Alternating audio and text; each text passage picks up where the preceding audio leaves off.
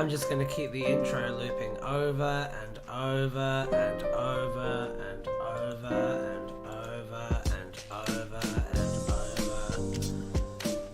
over and over and over and over and over and over and over and over and over and over and over and over. The guy from Doctor Who? Who's the guy from Doctor Who? I should probably turn off the intro now, shouldn't I? Probably. Let's go back to the stream starting soon thing instead. That's a good idea. Why don't we go there? Why don't we go there? Yeah. Yeah, that's a good place to be. I think that's a fantastic place to be. There are many guys in Doctor Who. There are many guys in Doctor Who. That's very true. That's very true. So, like, has the stream started? Is this already a Tardis Wiki Roulette, or is it still the intro? Does being able to see the wheel and my face make it a Tardis Wiki Roulette, or does just the soothing sound of my voice make it a Tardis Wiki Roulette? That's what I want to know. These are questions for which we need to have answers. Hello, and welcome to Tardis Wiki Roulette. I am your host, Peter Davison, and this is Adric. Adric, say hello.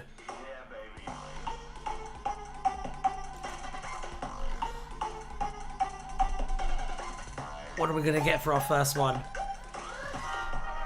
Question marks? I wonder what the TARDIS Wiki has to say about question marks.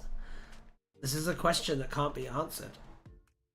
But we're going to look at this attempt in a moment. There it is. There it is. Boop. Ain't no way they got Peter Davison. I know. I'm as surprised as you are. How could the stream be real if our eyes aren't real? Through the power of technology, I suppose.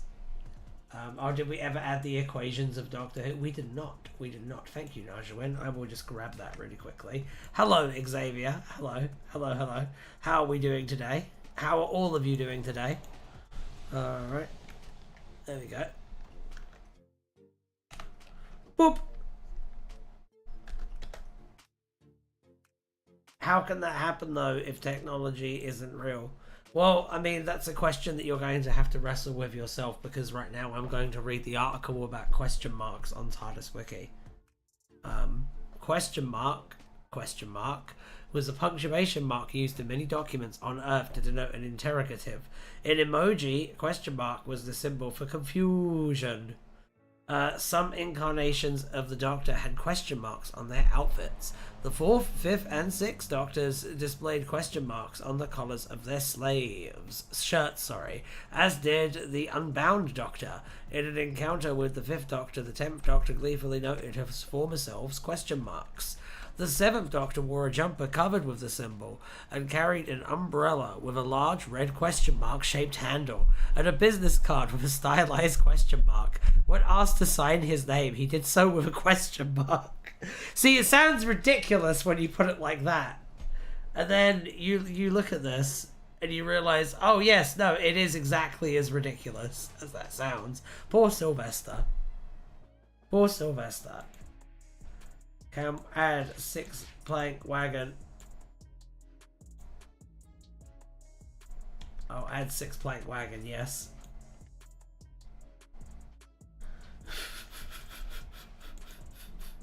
Yes, Nick. Alright. 6 plank wagon. Sylvester McCoy, best Doctor. Sylvester McCoy was a fantastic Doctor Who, but that jumper was not fantastic. I think we can all agree on that. The 5th and 7th Doctors also had a pair of question mark pajamas. When Osgood asked the 12th Doctor why he stopped wearing question marks, he told her that he now wore question mark underpants. Several alternate versions of the Eighth Doctor wore question mark clothing. The Eighth Doctor that married Grace Holloway wore question mark underpants. Joe Smith, a version of the Doctor who worked as a private investigator, wore a question mark tie.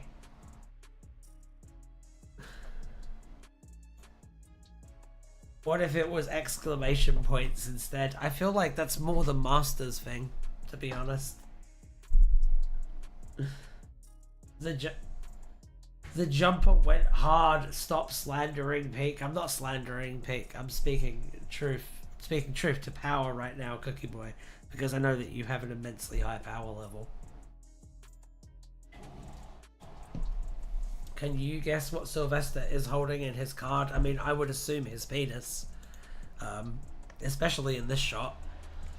All right, let's go to Wheel of Names.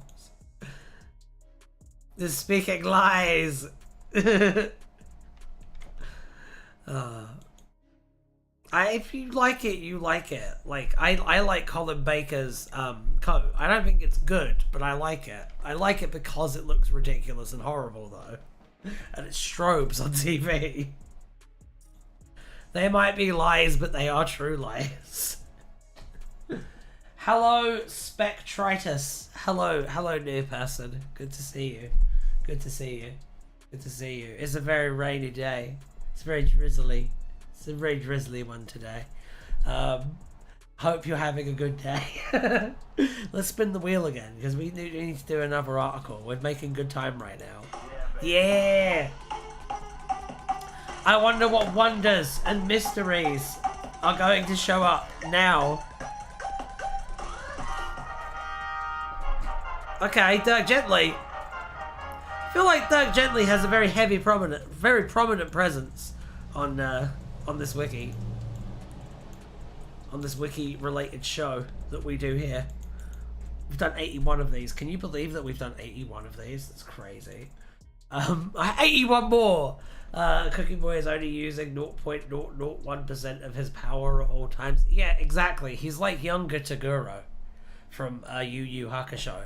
That's what I imagine, Cookie Boy, whenever I think of you, whenever I like visualize you in my head, I imagine younger Taguro from Yu Yu Hakusho. It's raining outside, but I don't believe it. I don't think rain exists. I think that it's a conspiracy. I won't say that, because then someone will actually start thinking rain doesn't exist. You can't even say that shit as a joke anymore. Do you guys know that the sun isn't real? The newspaper, not the big flaming ball of gas in the sky. That's definitely real. I think of Ultra Instinct Shaggy. I can see it. I can see it. It's raining outside, but I don't believe it. Just all the chaos that a sentence like that can cause, man. Nothing is real from a certain point of view.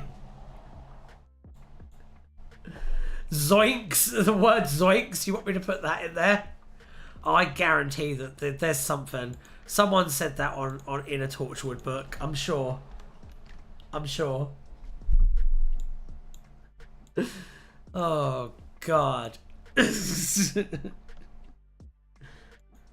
All right, let's take a look. Let's take a look. Let's take a look at what we just looked up. Dirk Gently. Didn't we do this? We did this. We did this exact thing. We did do this. Okay, we need to spin the wheel again. We need to spin the wheel again, and we can do it. We have the technology. We have the capability. We can do this. And now Zoinks is on the wheel, so that's pretty cool. Yeah, baby.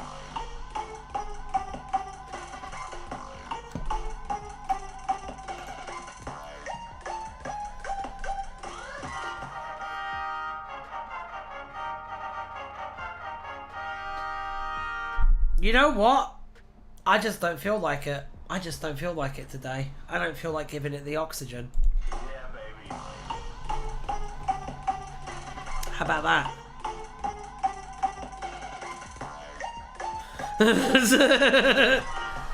Eee! That's what I can get behind.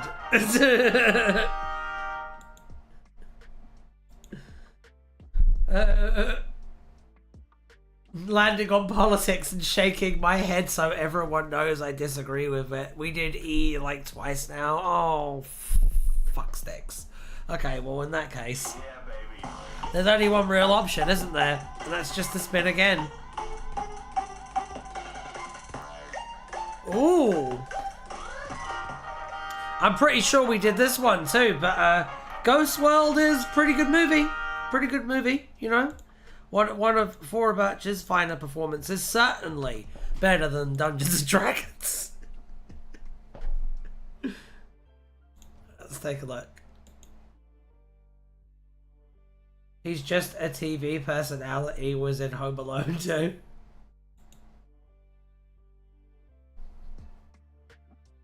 That is a fun fact, Najawin. LA County is roughly the same population of Scotland, Northern Ireland, and Wales put together.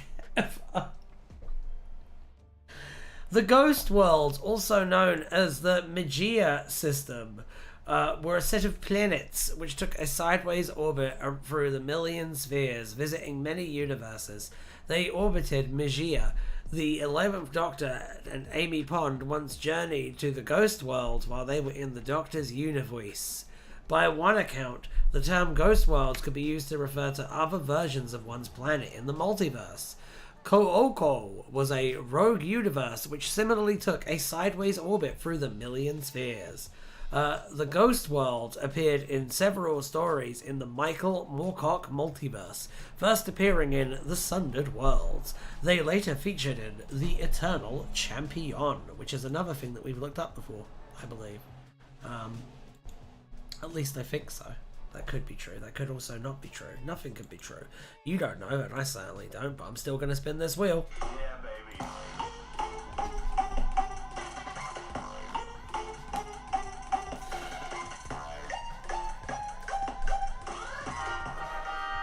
Oh! I gotta be honest. I know that the UK has more people than LA does, but I would back LA in that fight, to be honest. I would back LA in that fight. Do you have any idea how many people in that state are casual gun users? Do you have any idea how crazy those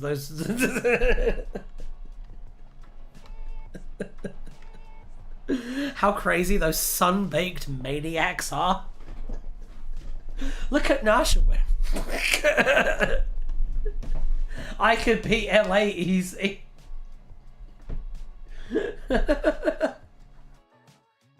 Brits will use bricks though. You don't think they have bricks?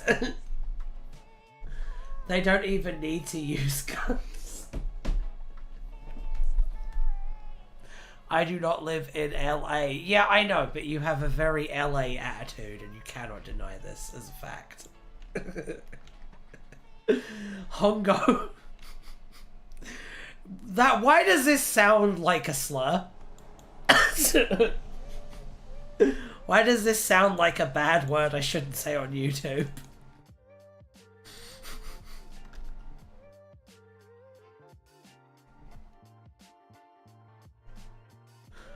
Oh.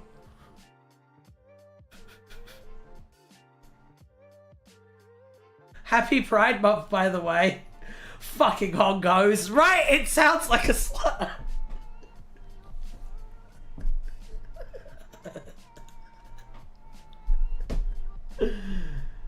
It's the month of gays and woke.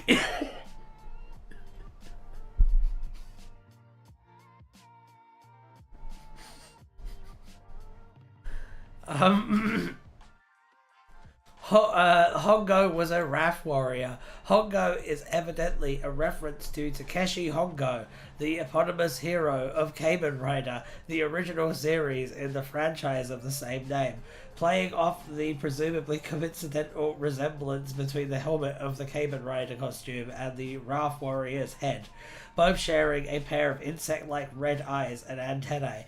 Hongo is distinguished from previously seen Wrath warriors by wearing a red scarf, which also forms part of the first Kamen Rider costume. Well, that's actually kind of cool. I like this. Ryan thinks every foreign No, just this one in particular. Just this one in particular because it shares a lot of syllables with multiple other ones that I've heard my family members use. LA is a sprawling urban hellscape. It's everything I hate. Yeah, I know you're more of a small town guy. I know. Fucking bonjours.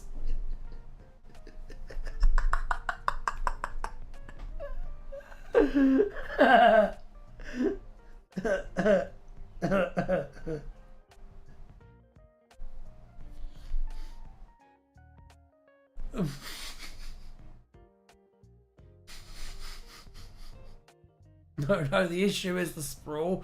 I like density. Yeah, you like them thick. I get ya. Fucking croissants. That does sound like, at the very least, like nastalist.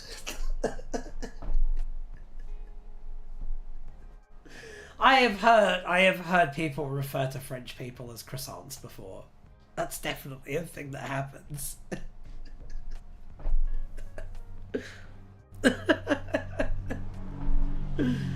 Oh dear. Okay. Let's pop onto here. Yeah, baby. Exactly, something frog legs. Exactly.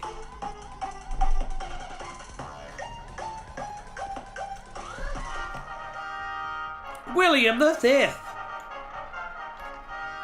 Yay!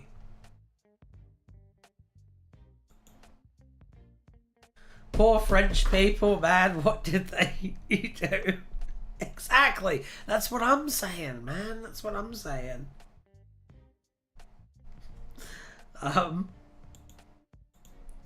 Right. I keep getting distracted because you guys keep making me laugh.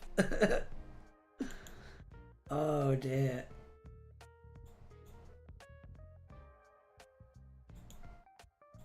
But the UK has no leg to stand on. Haggis and deep fried Mars bars are obscene. To be fair, that's not like a UK thing. That's like a Scotland thing. We don't eat haggis and deep fried Mars bars in England or Ireland. And yeah, chicken tikka masala is fucking delicious. Thank you very much. Pie mash is good. Pie mash is fucking great. But that's Cockney food. Cockney food is either really good or really disgusting. Well, they're the two examples off the top of my head. Why? And what about cakes? Eh? What about cakes? What about British dessert game? That's pretty good. I'd say fish and chips, but that's arguably a Jewish thing y'all stole. I actually did not know that. Benjamin. What about specifically fish and chips with salt and vinegar wrapped in a newspaper? What about that? Is that removed enough from the origin to be its own thing? Because if that's its own thing, then that's pretty good as well. Y'all stole, yeah, they have that habit. We do.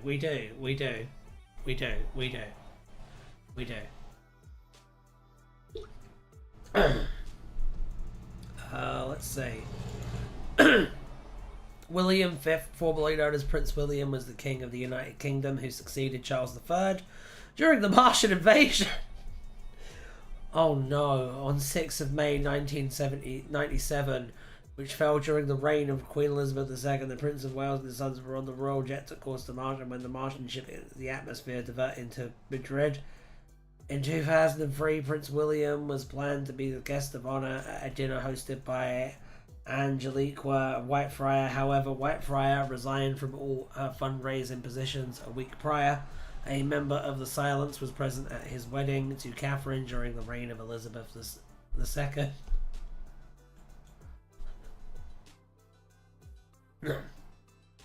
I have hot takes on the British Museum.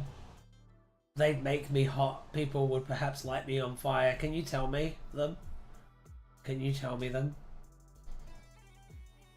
In the US, we don't steal them, we integrate them. True. It's pretty cool though. It's pretty cool. I think it's cool how, in theory, I think it's cool how you get to be an American and you get to have the culture that you originate from, and you get to equally love and embrace those two things at the same time. I think that's a beautiful thing. I think that's a beautiful thing and a very valuable thing. Dues points. Yes. Yes, that's a good one.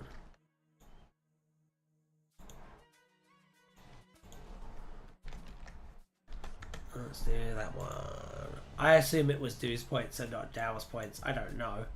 Obviously. No one knows anything. But, I mean, I suppose also anything's possible. Alright, let's see. I need to finish this one up because there's still quite a bit left to do. Prince William was planned to be a guest of honour at a dinner hosted by Angelique Whitefriar. Whitefriar resigned all of her fundraising positions a week prior. A member of the Silence was present at his wedding to Catherine during the reign of Elizabeth II. I have something. Hang on. I've got a wire that's out of place and I don't want it to get damaged. So, give me 1 second. I like to take care of my wires when I can.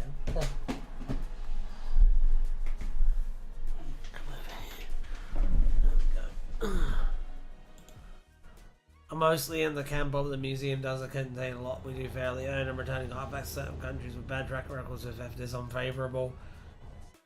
It does happen there now. It's interesting. Alright, do we have any more entries? We don't. A William and Catherine themed jigsaw puzzle was present in the Cornubia pub in 2012. Searching through the pocket of the Ninth Doctor's leather jacket, Rose Tyler found a £10 coin which claimed to show the head of William V. When the 10th Doctor found that Edward VII had disappeared along with Balmoral Castle in 1902, he warned that the future of the royal family, along with the rest of history, was threatened, saying that along with the rest of his successors there would be no William V. Prince William and his fiancée Kate Middleton came to Arg for help after their butlers went on strike ahead of their wedding. To replace the butlers, Mrs. Tinkle and Nerville assigned them a group of Ood. However, the wedding was ruined when the Ood turned red-eye. In the real world, William became the heir to the British throne and the Prince of Wales. In 2002, when his grandmother, Queen Elizabeth II, died and his father, Charles II, the former Prince of Wales from 1958 to 2022. Oh, hello, Silas. Good to see you. Okay. This happened 14 years after the publication of Revenge of the Jadoon and 3 years after the book's author Terence Dix died. He is the elder brother of Prince Harry. He was portrayed by Hugh Skinner in The Windsors, Oliver Chris in King Charles III, and John Coleshaw in Head Cases. On 20th of October 2015, the Duke and Duchess of Cambridge were the hosts of the second day of the state visit of Chinese President Xi Jinping, with a reception featuring BBC displays including props of a bronze Dalek and the contemporary TARDIS from Doctor Who. In 73 Yards, Roger Ap William refers to His Majesty, given that the scene takes place in 2046. He is most likely referring to William.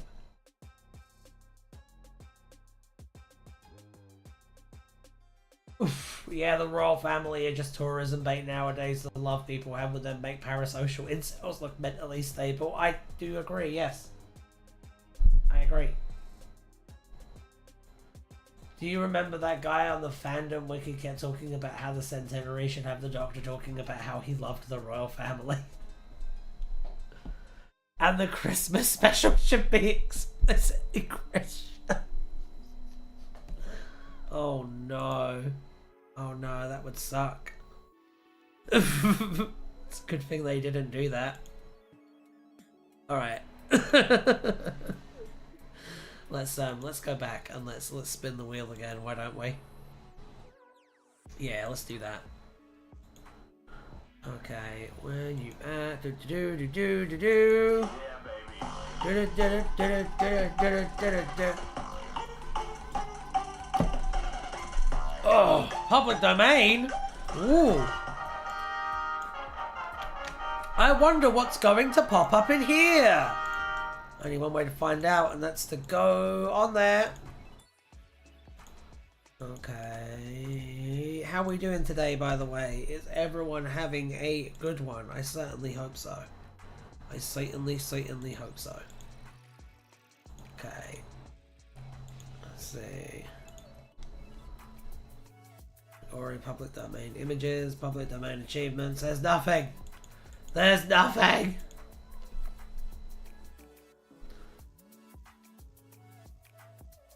I would ditch Christmas specials and make Halloween specials. Now, Christmas specials make sense from a commercial standpoint. It's when the family is sitting around watching TV. It's a real life scheduling thing.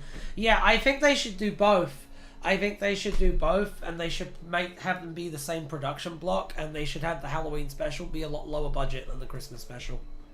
I do think a Christmas special is a good idea. I think that having both is like a better idea, and it is doable if you were to be willing to invest like the time and capital. Like, I don't think it should be like an either or thing, to be honest. I personally think it should just be on all the time, and like if it means the budget needs to be low, then the budget needs to be low. Halloween specials can be done like small stakes horror. Yeah, like you could just do like a bunch of characters alone in a room every year and people would love it.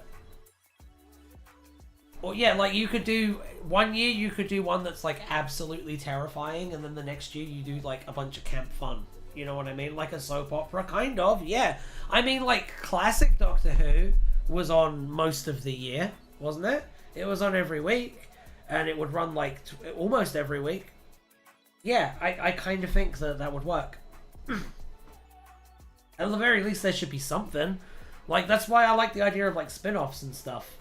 You know what I mean? Like, I don't think Doctor Who should full-on be a soap opera, but I think it should be on a lot more than it is right now, and I think that there should be spin-off shows for when it's not on. I don't know, because, like, one of the big reasons that the Russell T Davies era, the first one, was so popular is because Doctor Who very rarely left the public consciousness. Like, you had 13 episodes, which is, you've got to remember, that's a quarter of the year of time that Doctor Who is on and everyone's talking about it. And then you have a season of Torchwood, right? That's another fucking quarter of the year.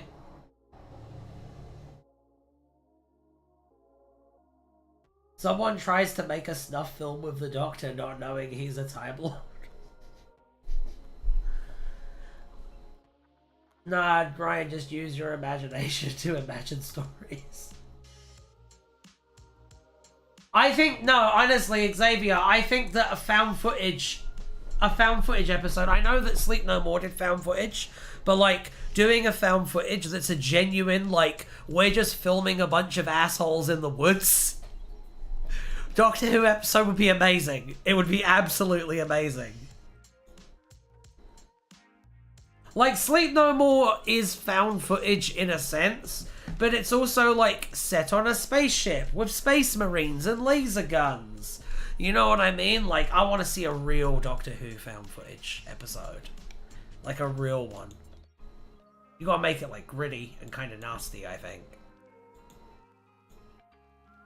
Yeah, but do that with literal assholes. You know, honestly, what would be a good Doctor Who found footage episode? A lot of Doctor Who is just riffing off movies, right? I think it's called Hell House. Bab, is it called Hell House? What I'm thinking of? He's not there. Shit. Shit. I'm drifting in the wind. Hang on. I know. Hill House. So in the US, there are like fake haunted house. There are like haunted house attractions where you go in and you go through like a guided area. And you get a bunch of scares and it's good fun. I think they should do an episode where it's one of those, but there's like real sinister stuff going on there at an attraction, because I think there's lots you could do with that.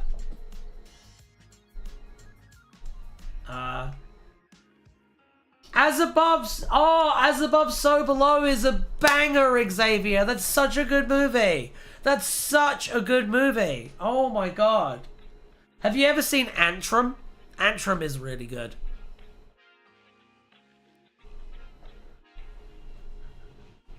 They should do Scooby-Doo with real... That's basically what I'm suggesting. Yeah.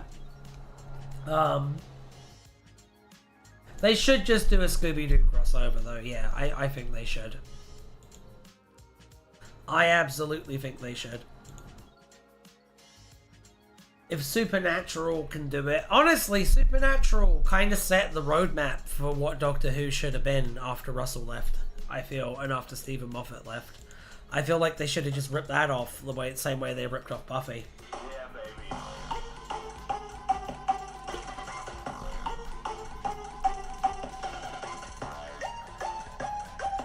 Alright, Mr. Bean!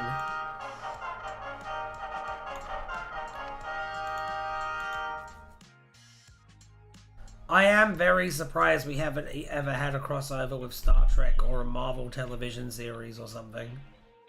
An AR... Yeah, we did do this. We need to spin again. Yeah, baby.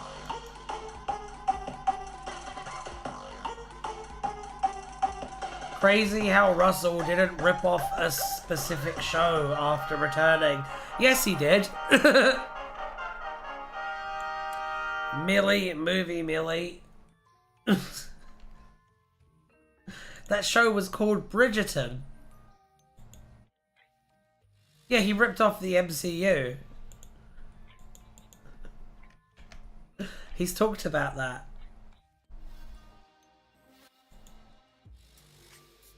Alright. Let's see. Millie once attempted to flee while screaming from the Doctor, who had degenerated. During the chase, her clothing ripped, which left her breasts exposed as she ran. The relationship with the Doctor is not expanded upon in the story, as Dickie Howard stated in his autobiography, Drawing Breath. Movie Millie was an ongoing feature within the pages of Club International, and Millie was a porn star who every issue was teamed up with Big John, a prodigious chap who could extend himself at least 45 feet.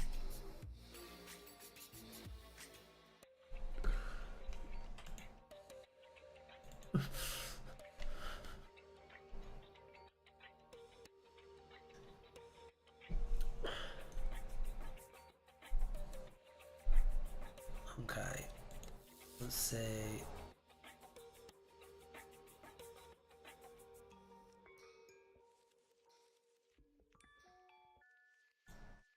Surprised there isn't a Faction Paradox Discord, to be honest, right?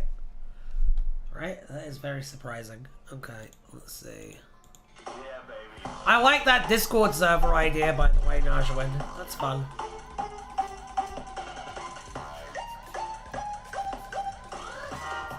A random page! Oh my god, I love these. I love these. I love these so much. We're starting to run low on entries, by the way, people. We only have 82 left. So, you guys are going to need to start cooking stuff up. Okay. Oh, god damn it. Oof. Alright. The first Doctor source book was a reference book published as part of Cubicle 7's Adventures in Time and Space, the role-playing game, covering the first Doctor and his televised adventures. The adventure's just beginning! Return to where it all began, to a junkyard on Tutter's Lane. Visit Skaro for the first time. Wander the fourth dimension, travelling through all of space and time from the dawn of humanity to the far, far future. With unexpected dangers and enemies along the way. Touch alien sands and see strange birds wheel in a distant sky. This sourcebook for the Doctor Who role-playing game explores the first Doctor's adventures on Earth and beyond, with detailed information on all the allies, enemies, aliens, and gadgets, as well as explaining each of their adventures.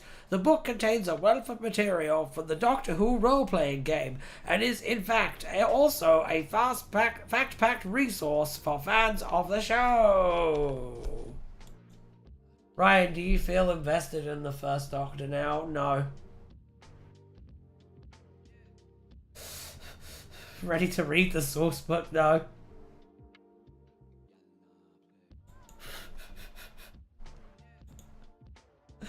Absolutely not. Okay, let's do another spin. Yeah, baby.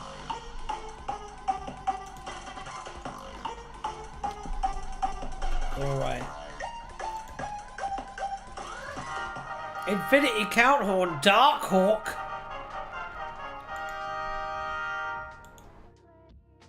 But that was such an exciting and enthralling summary. I know. I know. Alright, let's see. Ah, I made this one. That's cool.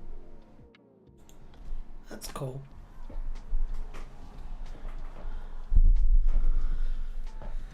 Infinity Countdown. Oh, where'd it go? Let's try that again.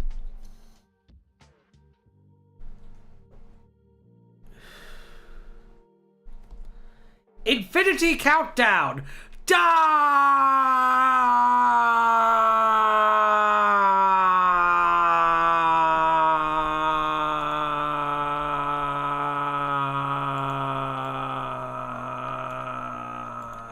Cork was a comic book published throughout the comic book of the same name from issues 1 to 4 and was cover dated from July to September 2018. It featured Dev's Head and included a scene which mentions Keepsake's Vulture, a character introduced in the Sonic Doctor Who weekly comic story Keepsake. Dev's Head recalls having a bird once referring to Keepsake's Vulture who had become his pet in comic. Do not forsake me, oh my darling. Had a bird once myself, filthy creatures, so much better in theory than they are in reality. Take it from me, yes? Death said, if you're here to collect the bounty, I've got some bad news for you. What kind of voice do you guys imagine Death's Head having? How do you imagine Death's Head talking?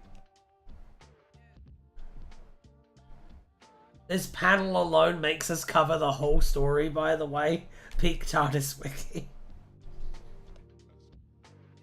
An Australian accent? Yeah. Let me try it. Had a bird once myself. Filthy creatures. No, I don't see it. I don't see it. Maybe. Heavy one? I can't do a heavy one.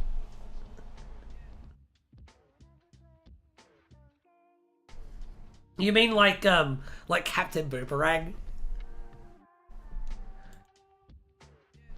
Deep but kind of goofy. I don't know, like spooky but not too scary, I guess. To the point of parody. I'm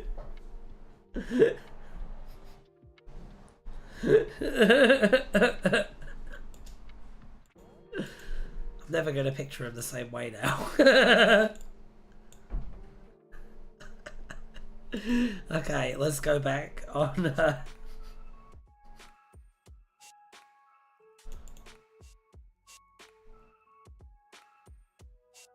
Okay.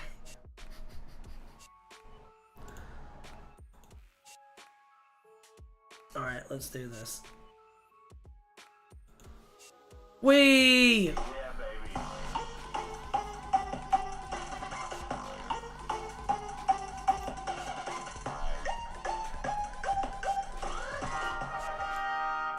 Throwing! Okay. Throwing. Throwing.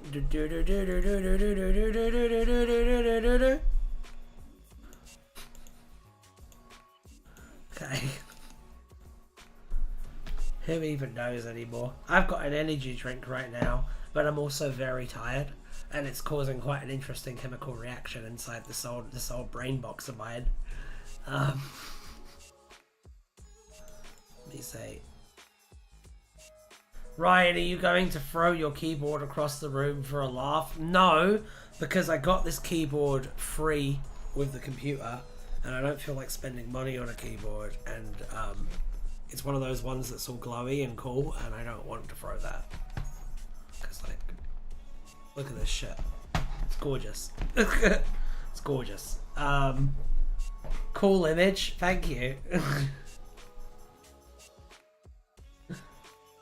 Doesn't matter, content is more important. No, see, Nick, what you do is you throw the keyboard when you have enough followers that you know that you can easily offset the cost of the keyboard and just buy another one for the same cost. I can't do that yet.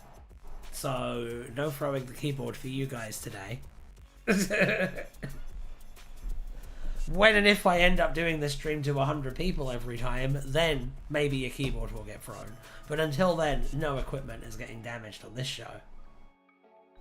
Unless some horrible accident happens.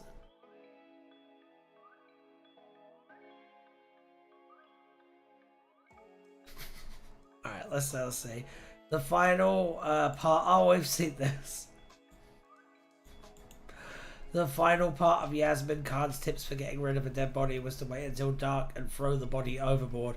When explaining this to Dan Lewis and Eustachius Jericho in relation to the body of a waiter who had tried to kill the group before committing suicide with a poison pill, she instead suggested they shove the body overboard come nightfall when it would be quiet.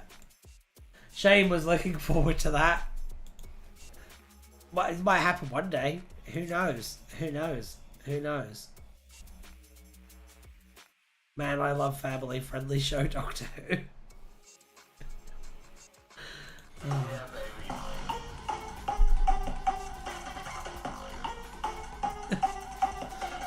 Alright.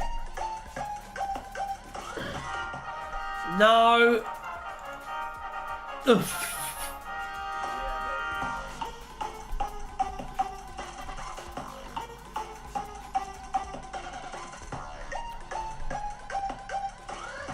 The BBC intern will never escape that post. Now it's covered on the wiki as a valid source. Alright. You haven't even watched the episode yet? It's alright. It's alright.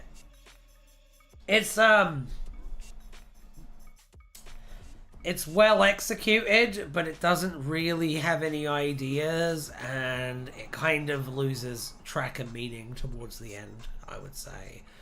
But it also has a lot of charm and humanity, and I wish they'd chosen Moffat instead of Russell.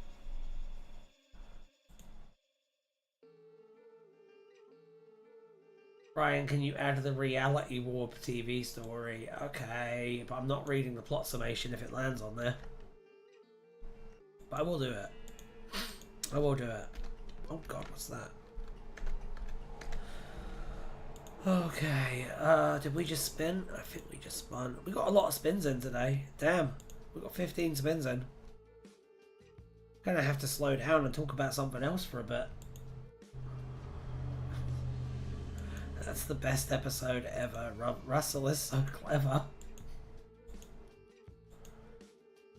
It's one of Moffat's weaker episodes, which still means it's above middling for the show. Accurate. Correct Naja intake. I know some vague spoilers are not so much my family, however, I'm not so sure.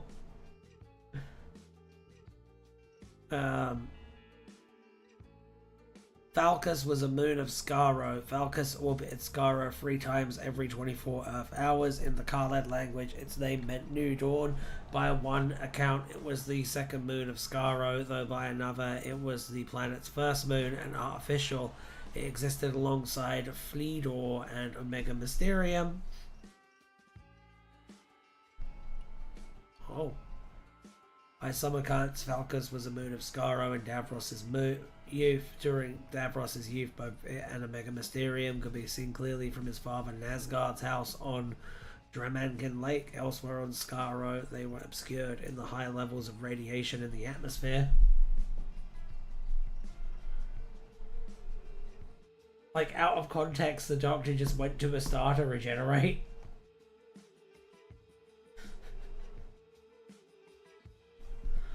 By most accounts, Velkas was an artificial moon created by the early Daleks based upon Davros's plans created after his apparent destruction. It was a planet-sized Dalek gene bank capable of creating thousands of Daleks in mere seconds. The living brain of Davros was salvaged from Skaro following the Fourth Doctor's invention and the creation of the Daleks, resided within the heart of Falcus, ready to be placed in a new body and start the production in the factory should the Daleks ever become extinct. By another account, this was actually a digital copy of Davros's brain kept in a computer core. No, he pointed at the star to regenerate. He went to the middle of space randomly. Oh, okay. Would you rather fight a planet-sized Dalek or a Dalek-sized planet? I mean, a Dalek-sized planet is just a big rock, so that. We have a sledgehammer, I could just break that. I'd rather fight a Dalek-sized planet. The Daleks is an easy one. The Daleks who built Falcus had their memories wiped so they did not know its true purpose. Falcus served as a sanctuary for the Dalek race, and all Daleks would think of Falcus with a sacred quality, although none of them knew of its true function. Only the Dalek Supreme knew Falcus's purpose. The Dalek Supreme would visit Falcus every 100 years in a one-man shuttle to make sure Falcus was still running. During the last Great Time War, a version of Davros was imprisoned on Falcus following his resurrection by the Dalek Time Strategist. Would you rather eat shit-flavored chocolate or chocolate-flavored shit? Shit-flavored chocolate, because then at least it might taste disgusting, but at least I know I'm not going to get parasites. So, you know. Unless it's that, like, weasel shit that they make coffee out of. Maybe. But, no.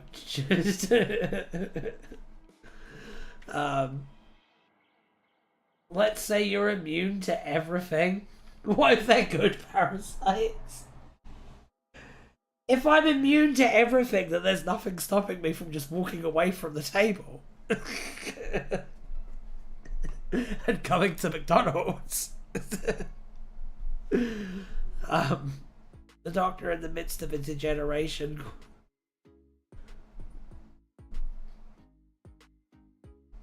True. What if it's Venom? Venom's not a parasite. Venom is a symbiote. That's different. During the last Great Time War, a version of Davros was imprisoned on Valkus following the resurrection of the Dalek by the Dalek Time Strategist.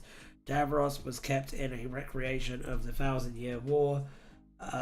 With Karlin clones, however, he managed to gain control of the prison's computer, which enabled him to send a message to Gallifrey, offering to aid the Time Lords in return for rescue. The Doctor, in the midst of a degeneration causing him to appear as the Seventh Doctor, and Commander Veclin travelled to Falcus and retrieved Davros. However, they were pursued by Davros, who recaptured them along with the General and brought them back to Falcus. On his return, Davros used his control of the facility to turn the clones of the Daleks clones on the Daleks, trapping them all on the moon until the Doctor exposed the giant Dalek mutant at the heart of the facility to his unstable genetics. This resulted in an explosion of Artron energy, which destroyed Falcus entirely. Oh. The Doctor once battled the Clade on Falcus, accompanied by a tall man and a dark-skinned woman. The Eighth Doctor did not remember the event, either implying it had been erased from his memories or had yet to happen. Oh. And that's the end of Falcus, I guess. What was so crazy about that? I don't get it. Yeah, baby. Weird.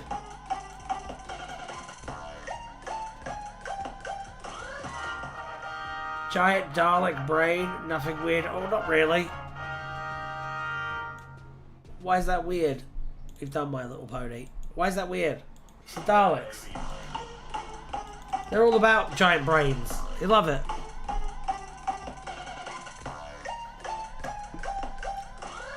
They're obsessed with it, and so's their mum. Alright.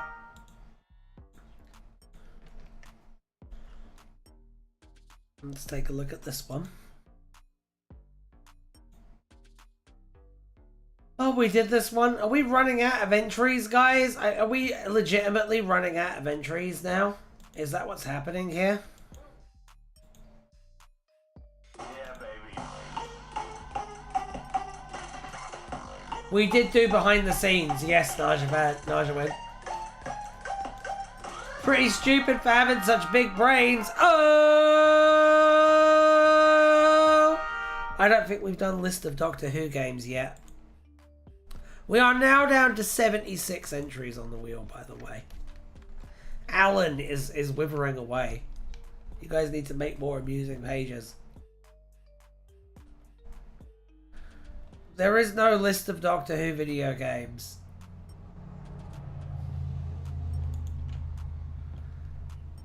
That's the BTS section for a specific page. Oh, okay. Alan is on a diet. Alan needs to be fed. Alan needs to be fetted up. And we all know this. Alright, let's do this. Yeah, baby.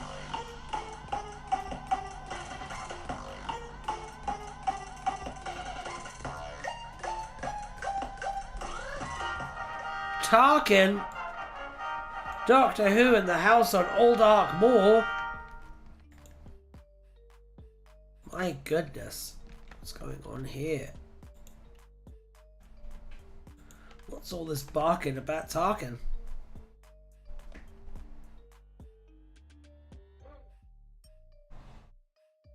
There's always entries on the Wikipedia, Alan. That's always true. Wait a minute, that's a Star Wars guy. Yes. Yes, that's very true. Very, very true indeed. Is this going to be the Star Wars guy? That's entirely possible. Alright, let's have a look. Count Tarkin was a creation of a scientist. Tarkin locked away in the scientist in the attic of the house on Old Ark Moor. When Doctor Who, Ian Chesterton, Barbara and Susan visited, Tarkin told him the man in the attic was his mad brother. Remember when Susan was in the Eurovision genocide contest episode? And then she didn't show up again? And they've probably scuppered the one opportunity to use Carol Ann Ford. Remember when that happened? It was wild. It was wild when that happened. It was wild that they did that. I tell you what, I really hope that doesn't end up aging horribly. Man, I love wasted opportunities. I know, I know. Yeah, the scrapped ending of the reality war pains me. Do you think that Russell has already got her to sign over her image rights?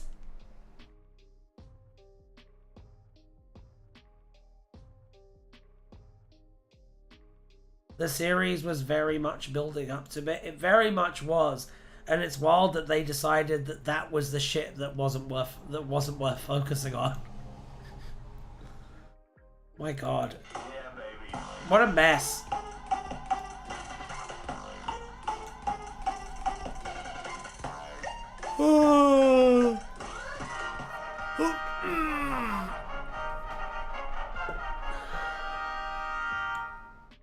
We're doing another random page. I really want to be a fly on the wall in Bad Wolf Studios. Me too. Another random page, yes. The series was very much building up to it, and just as the build-up was about to pay off, they pivoted and completely bungled everything. Things are going very, very wrong, and I'm really interested to know what it is. I think there's going to be an interesting documentary about it.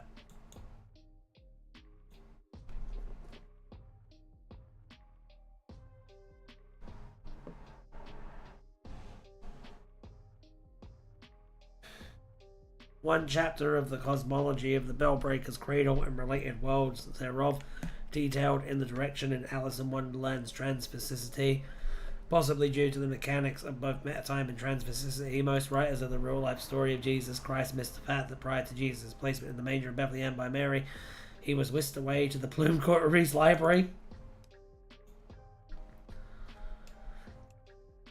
Also, all 3 season arcs are about 3 separate old women randomly appearing. Who's the third old woman? Do we think the third old woman has already appeared? That's what I'm wondering. That's what I'm wondering. Susan? Oh yeah, that's true! That's true! It's the old white lady era of Doctor Who. Yeah, baby.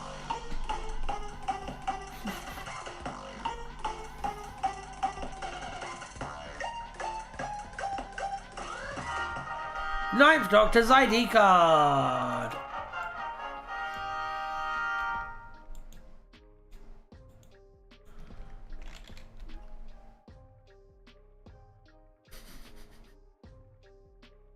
Alright, let's take a look.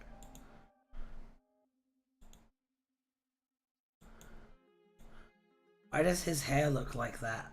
Oof.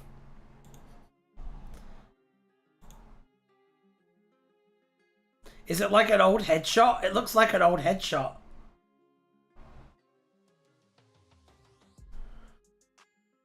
Oh. I really feel like Doctor Who needs a bullet in his head. It is a headshot. I think it needs a headshot. I think it needs a headshot right between the fucking eyes, man. Then I can move on and be happy. Do you think the Disney era is over? Do you think this is it? Do you think we're done with the Disney era? That's what I want to know. That's what I want to know. It does really feel like... Oh, it does really feel like the ride's over, though. It feels like the wagon has come to a screeching halt. I don't know. Like, even Faries was talking about how, like, they felt, like, mugged off at the show the other day, and that's Faries. I just can't believe that Russell thought, yeah, this will be popular. I know! I know. It comes in during the height of MCU fatigue and goes, you know what people want? More MCU-esque content. Oh, just take it out back. Take it out back and shoot it in the head, man. I've heard two rumours, one that Disney was never going to renew and RTD was just chasing after it in vain, and the other that Disney was interested but retentions of subscriptions after the season weren't good enough. If Disney were never going to renew, why did they do it in the first place? Najawin? What's the gain there for them, do you think? Like, say what you will about his first era, he wasn't out of touch then. I think, even though I have problems with his first era, like, you cannot deny that it's not perfectly constructed mass appeal television. Do you know what I mean, Nick? Like,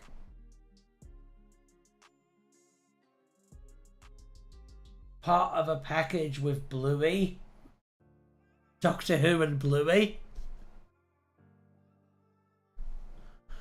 Oh.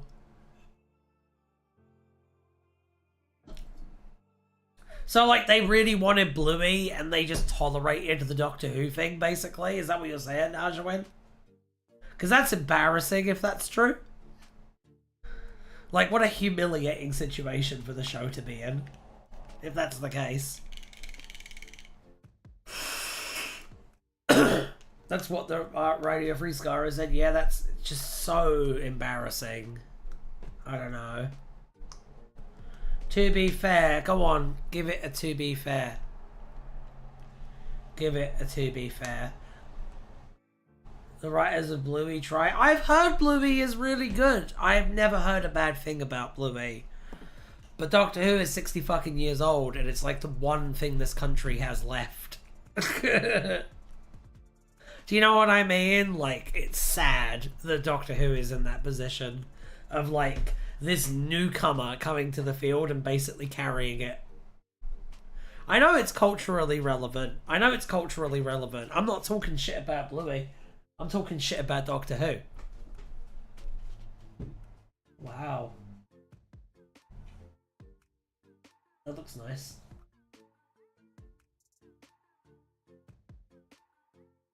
What do you mean? Yeah. Okay.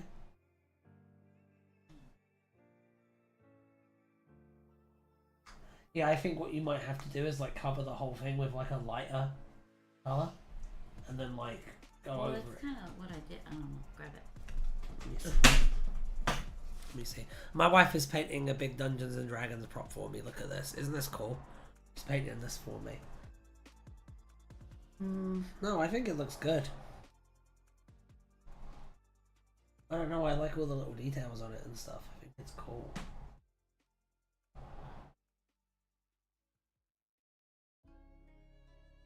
RFS said they went around the convention circuit, heard it from people, and are pretty sure.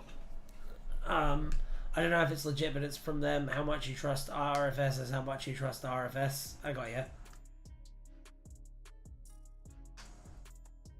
And instead of Doctor Who needs an invigoration, and instead of moving forwards, oh look, it's Billy Piper carrying a silver platter of fan wank. Yes. Something bluey audio. Oh dear. I mean, like, from where I'm sitting, I'm still gonna do like Tardis Wiki Roulette. I'm still gonna do Doctor Who from scratch. It's just that'll be my extent of my involvement, I think, in the Doctor Who world. Cause yeah, it's done. It's over, Rover. You know what I mean? I love fan wank. Shoot it all right into my mouth. But I do still want to hang out with you guys every week because it's fun.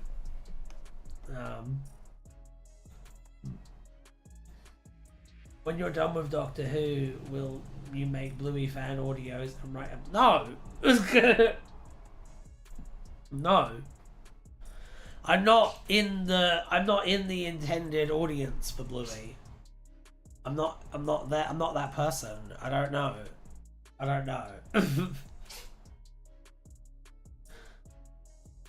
I'm worried about the BBC keeping the rights very sanitized and controlled during this wilderness years. Why not? It's a good idea because I'm not passionate about Bluey. I don't love Bluey. I don't know, and I'm not going to force myself to. You can't force passion. You can't pretend to love something. You know what I'm saying? Like, I don't know. And like, I love Doctor Who, but at the same time, like, I pattern recognition. Like, this is what happened before. I'm worried about the BBC keeping the rights very sanitized and controlled during the wilderness years. Big Finish has already been very gatekept, and the BBC books has been hollowed out. Yeah. We don't realize how good we had it with Moffat. We didn't realize, man. I swear. The BBC's desire to keep everything sanitized is not going to be good for the longevity of the show. Yeah, honestly, I'm not even sure if it can bounce back from another wilderness years. I think this might legitimately be it. I think that this might be it for a good, like, 10, 15 years. Like, that's what we might be looking down the barrel of.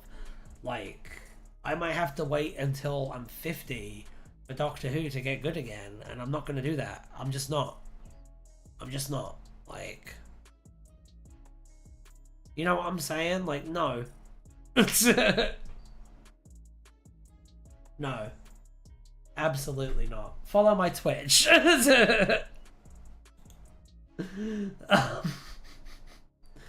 Following the London. The London. Oh, now the fucking Daleks are here too. But instead of adapting from that and moving on to a more mature theme, they keep the show too clean, bring back totally Doctor Who. Yeah.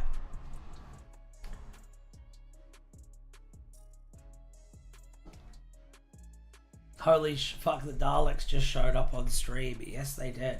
You are due for extermination. Please, come do it. I'm right here. Do it. Do it, Daleks. Do it. Has anyone ever done that to you when you threaten to exterminate someone? Have you ever just been like, do it, pussy? Come on. Has that ever happened to you when you tried to exterminate someone? That's what I want to know. Has anyone, like, stuck the gun stick to their forehead and been like, yeah? The show is stuck in limbo as they want the kid audience. I feel like Ian would have done that. 10 kind of did that in Daleks in Manhattan. Yeah, that's true. That's true. The show is stuck in limbo as they want the kid audience but aren't willing to put the money into advertising to them. Well, that's the thing as well, is like, if you're a little kid and you've got Disney Plus, would you rather watch Doctor Who, or would you rather watch Iron Man blow up a tank with a big missile, both of which you can just do? Like, would you rather watch Doctor Who, or would you rather watch, like, Luke Skywalker chopping up stormtroopers? You know what I'm saying? Like, it just can't compete. It just can't compete, man. And a lot of it is because of what Russell has done. I don't know, a lot of it. I think that one of the worst things for Doctor Who, in my opinion, has been how much since coming back it's been, I would rather watch Doctor Who. Yeah, I'm talking about 8-year-olds. What's an 8-year-old going to want to watch? Are they going to watch the... Right, think about it, okay? You're an 8-year-old kid. You're on the school ground, okay? And the kind of media that you watch may or may not get you beaten up, okay? Are you going to watch the stuff that everyone else says is cool, or are you going to watch the show where they teach you not to fight back? Which one are you really going to watch? Which one is going to resonate with you? You know what I mean? You know what I mean?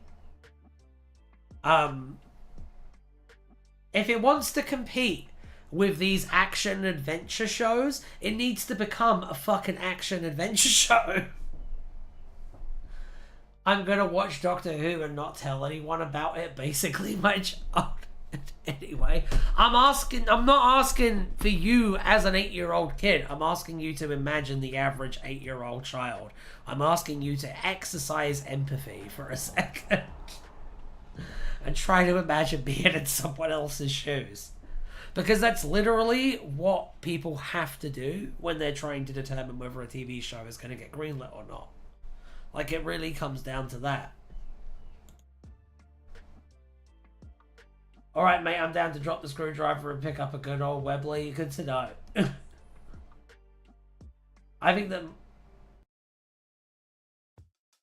also think that units should be modeled after US in mill relations and like Generation Kill. 11 just... Yeah, 11... Yeah, I tell you what, this actually makes... 11, thank God you're here, because you will back me up on this point, okay? 11... When 11 was Doctor Who, Doctor Who pretty much was an action-adventure show with, like, some comedy elements thrown in, okay? And what was that the most successful era of the show on an international level? Yes, it was. Yes, it was. Yes, it was. Proves my point. Proves my point. Proves my point. Proves my point. You're 100% right. About what? I got it. Bring back Matt Smith.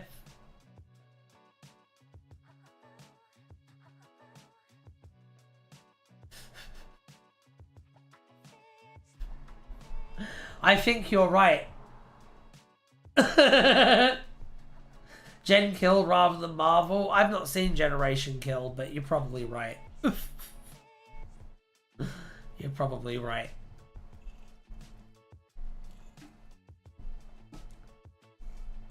Lead into the Morbius memes.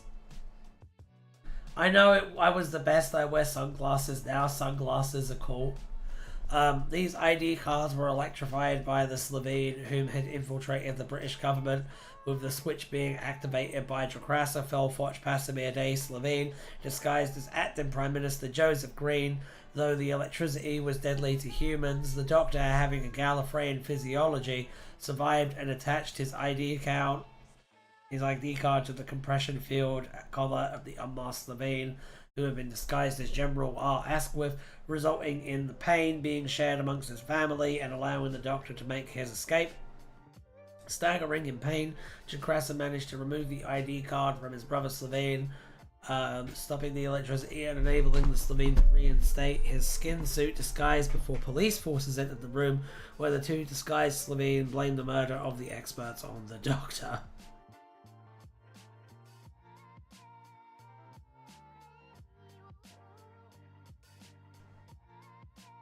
Okay. 11, why did you dance to EXCXE while getting dressed? Yeah, that will resonate with 8-year-old.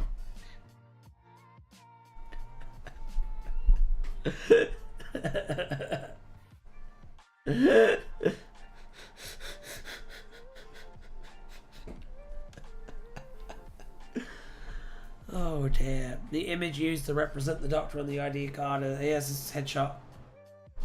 Incidentally, one of the user submitted contributions to "Have you seen this man?" does implicitly establish the existence as Christopher Eccleston as an individual resembling the Ninth Doctor in the Doctor's universe. From this, an interpretation can be drawn that, though not necessarily the intention of the production in the time, the in-universe number 10 uses the image for the curiously fable that Eccleston to represent the Ninth Doctor in the absence of official photography.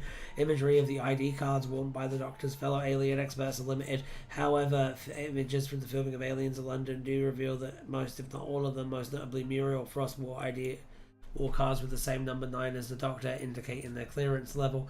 Due to limitations on the early internet, image files had to be compressed, leaving many images from those stories in low-res formats. However, James Goss, in 13th of November 2022, had found an uncompressed image of the Doctor's ID card. The image of the Doctor's ID card features in the unit section of the History of the Universe and 100 objects, which also acknowledges the unit website.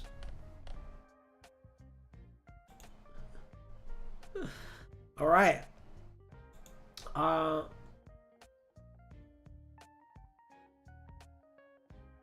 Daleks, 11th Doctor, can you like calm down? Oh, thank you, Silas. Oh my god. That is so cool of you. My goodness. Thank you for the money. I love money. Money's the best. The girls are fighting. Silas, look at the chat. We have the 11th Doctor and the Daleks fighting in my chat right now. Why is YouTube silencing you, Nick? What's going on? What's happening there? What's this? How do we celebrate? Love it? I know, I love it too. I love it too. It's a good thing. It's a good thing. Why don't we do one more spin? Why don't we do one more spin? Because of the money.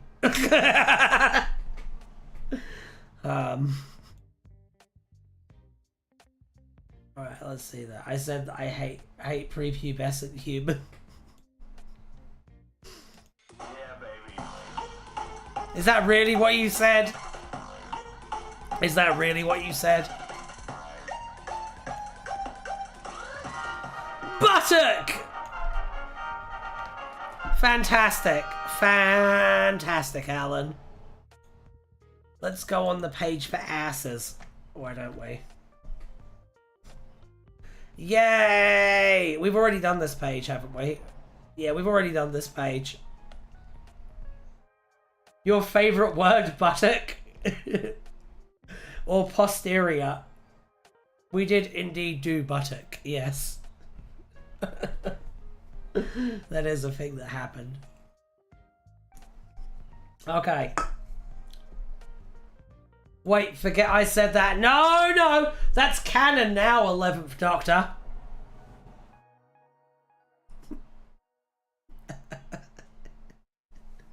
That's going in the wiki, actually. So, good job on that one. I expect to see it in here before I reach the end.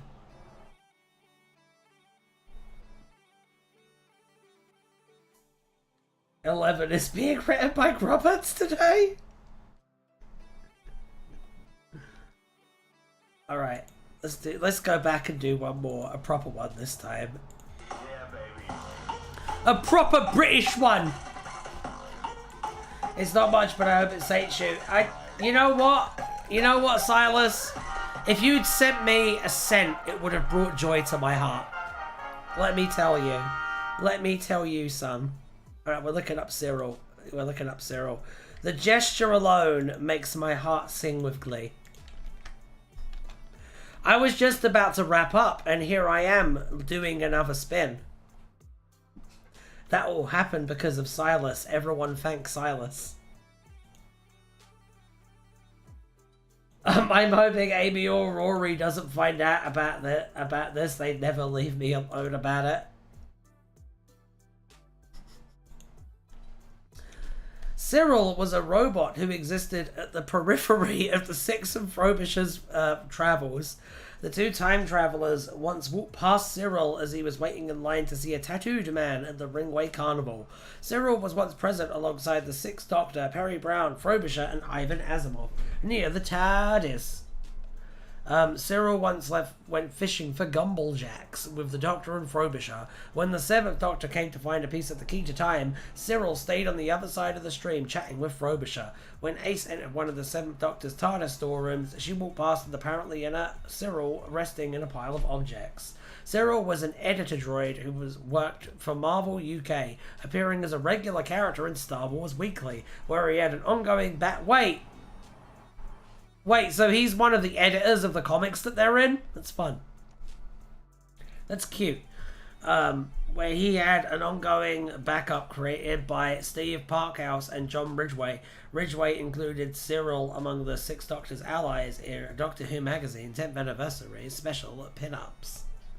Spectacular page. Spectacular page. Okay, he was Kevin before Kevin. Oh dear. I'm doing a stream tonight on Twitch. I'm doing Mass Effect 3, so come in, pop in and say hi. If you don't, I will just switch over to Marvel Rivals. I've done it before. And I will see you then, hopefully. I will also be streaming tomorrow on Twitch, and then on Thursday I'll be back with Right Doctor Who from scratch here on YouTube, and then more Twitch. And more Rivals. I will catch you all later on. Oh my god! More money! Silas! Take that!